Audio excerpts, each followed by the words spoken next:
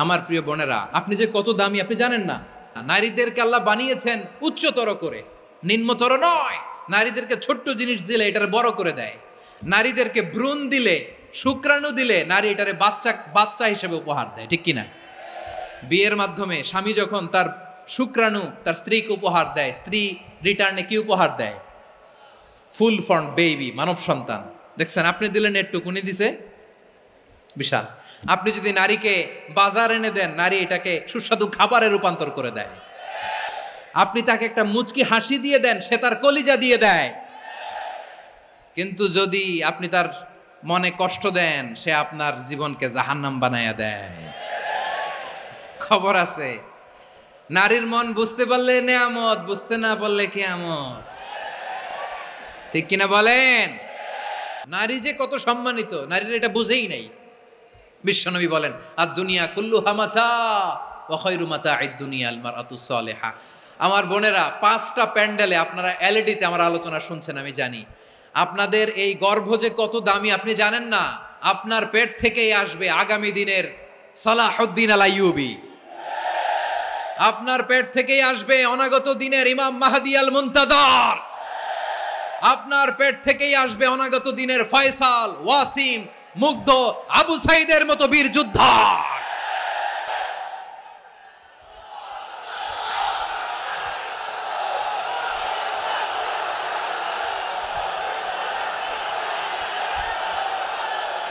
আমার প্রিয় বোনেরা, আমার প্রিয় বোনেরা, বিশ্বনবীর কথার ওজন খেয়াল করেন। আর দুনিয়া কুল্লুহা মাতা ওয়া খায়রু মাতা'আদ দুনিয়া আল মারআতুস সালিহা। দুনিয়ার সবকিছুই অ্যাসেট, এর মধ্যে সবচেয়ে দামি অ্যাসেট নেককার নারী। আপনার গর্ভ যে কত দামি আপনি জানেন না। নিজের সময়টাকে কাজে লাগান, কোরআন পড়েন, সুন্নাহ পড়েন। আপনার অনেক দায়িত্ব ঘরে। You are the MD of your family. একটা family it's a very big institution. পরিবার একটা অনেক বড় প্রতিষ্ঠান।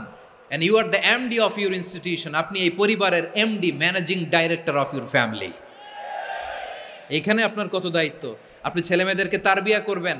আপনি আপনার স্বামীর জন্য ঘরটারে জান্নাতের নীর বানাবেন। আপনার জন্য জান্নাতের ডুপ্লেক্স বাড়ি ওইখানে তৈরি করে রাখবে কে?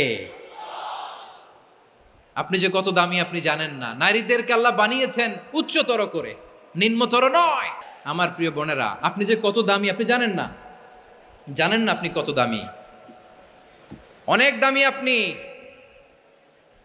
আপনাদেরকে যেন ভোগের সস্তা পণ্য বানাতে না পারে, আপনাদেরকে সচেতন থাকতে হবে, সজাগ থাকতে হবে, কনসার্ন থাকতে হবে। শয়তানের ওই হাতছানির দিকে আর নজর দেওয়া যাবে না।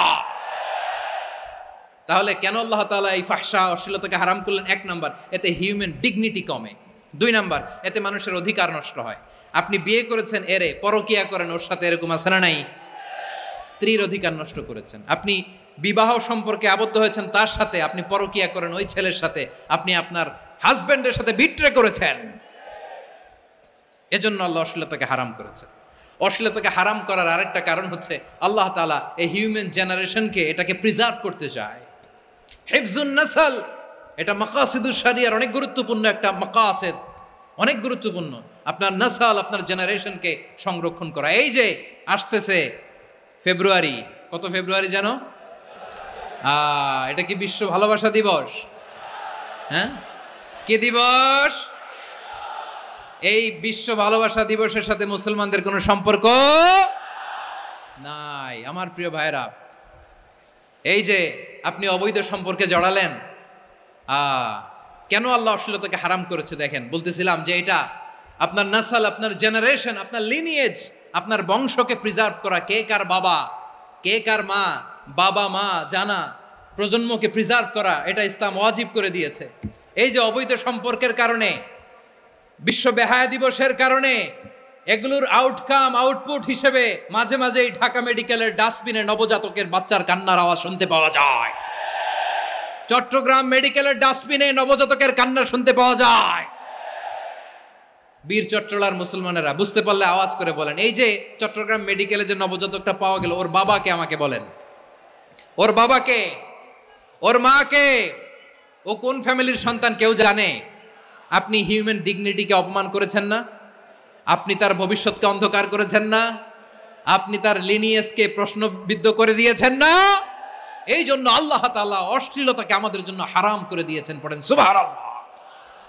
এই জন্য রাব্বুল আলামিন বলেন, কুল ইন্নামা حرم ربي الفواحش ما ظهر منها وما بطن। প্রকাশ্য অপ্রকাশ্য সব অশ্লীলতাকে হারাম ঘোষণা করে দিয়েছে কে?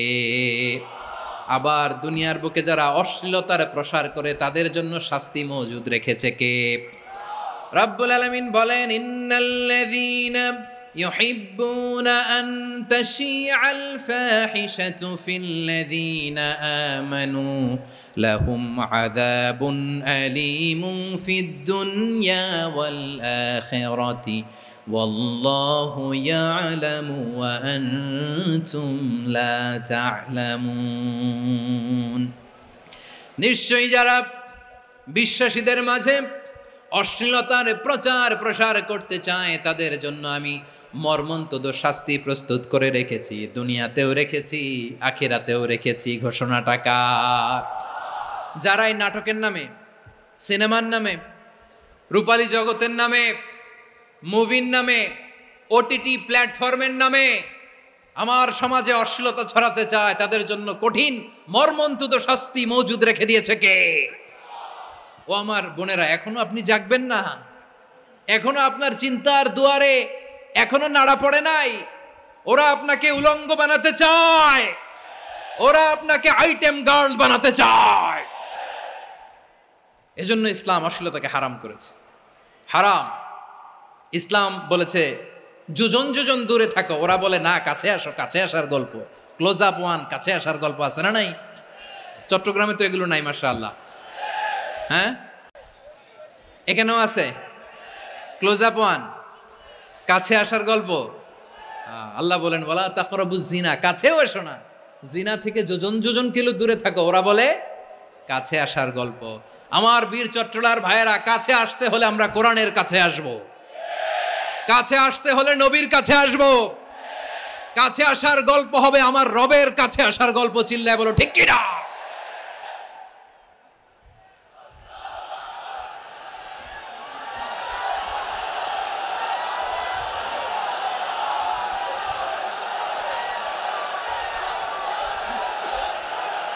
বসুন বসুন আমার ভাইয়েরা। তাহলে অশ্লীলতার সাথে আমাদের কোনো সম্পর্ক? সবাই বলতে পারেননি, আওয়াজ করে বলুন, অশ্লীলতার সাথে আমাদের কোনো সম্পর্ক? আমরা এই সমস্ত ক্লোজ আপ ওয়ান, কাছে আসার গল্পের প্রোগ্রামে যাব? আমরা কোন ধরনের অশ্লীল কন্টেন্ট সোশ্যাল মিডিয়ায়, টিভিতে দেখব? কি যুগ যে আমরা কাটাচ্ছি আপনি কল্পনা করতে পারবেন না। পর্ন ইন্ডাস্ট্রি, নারী পুরুষের বস্ত্রহীন যুগল দৃশ্য, এটাকে দিয়ে ওরা কোটি ডলারের ইন্ডাস্ট্রি বানিয়েছে। পুরো মানব ইতিহাসে এরকম জঘন্য সময় মানব ইতিহাস পার করে নাই। পর্ন এটা ইন্ডাস্ট্রি হয়ে গেছে। আমাদের এই যুবকগুলো, জেনজিগুলো, ওদের চরিত্র বাঁচাবে কি করে? কেমন করে হেফাজত করবে ওদের এই মূল্যবান চরিত্র? আমার প্রিয় ভাইয়েরা, সুস্থ পুরুষ তার বায়োলজিক্যাল গ্রোথকে হরমোন দিয়ে স্টপ করে দিয়ে সে সার্জারি করে নারী হতে চায়। সুস্থ নারী পুরুষ হতে চায়। পুরুষ পুরুষের প্রতি সেক্সুয়ালি আকর্ষণ বোধ করে। এটা লূত আলাইহিস সালামের কওমের মধ্যে ছিল। এটাকেও আল্লাহ কোরআনে ফাহিশা বলেছেন। ওয়ালুতান ইয ক্বালা লিকাওমিহি আতাতুনাল ফাহিশাতা মা সাবাকাকুম বিহা মিন আহাদিম মিনাল আলামিন। লূত আলাইহিস সালাম বললেন, তোমরা কি এমন এক অশ্লীল কার্যক্রমে ডুব দিলে নাকি যেটা গোটা বিশ্বের কেউ কখনো করে নাই? তোমরাই প্রথম করেছো। পড়েন নাউযুবিল্লাহ। এই পশ্চিমের এই রোগ আমার দেশে যেন আসতে না পারে, আমাদের সজাগ থাকতে হবে। প্রিয় ভাইরা, চিল্লায় বলেন ঠিক কিনা? পশ্চিমের অবস্থা ভয়ঙ্কর। পাশ্চাত্যে আমি যুক্তরাষ্ট্রে ছিলাম অনেকদিন, কয়েক মাস, বিভিন্ন স্টেটে ঘুরেছি। গার্ডিয়ানরা উদ্বিগ্ন। ছেলে মেয়েদেরকে, ছোট্ট ছেলে মেয়ে, ওদেরকে জিজ্ঞেস করে, তুমি how do you feel right now inside yourself? তুমি ভিতরে ভিতরে কেমন ফিল করো? তোমার কি ছেলে ছেলে লাগে না মেয়ে মেয়ে লাগে? আচ্ছা বলেন, এই ছোট্ট বাচ্চাটা ওকে এগুলো জেন্ডার অ্যাসাইনমেন্ট বলতে এগুলো কিছু বুঝে? এইভাবে মিসগাইড করা হচ্ছে। কৌতূহলবশত ছোট্ট ছেলে যদি বলে আমার তো মেয়ে মেয়ে লাগে, তখন বলে যে না তুমি মেয়ে, ছেলে না। মা বাবা বাধা দিলে ওকে আলাদা গভর্নমেন্ট হাউসে নিয়ে যায়। ভয়ঙ্করতম অবস্থা। আমরা একটা সময়ে শুনতাম যে হুজুর আমার ছেলেটা খুব ভালো, হাফেজে কোরআন, আল্লাহওয়ালা। হুজুর আমার ছেলে দাড়ি রাখছে, আল্লাহওয়ালা। হুজুর আমার ছেলে 5 ওয়াক্ত সালাত জামাতের সাথে পড়ে, তার মানে আল্লাহওয়ালা।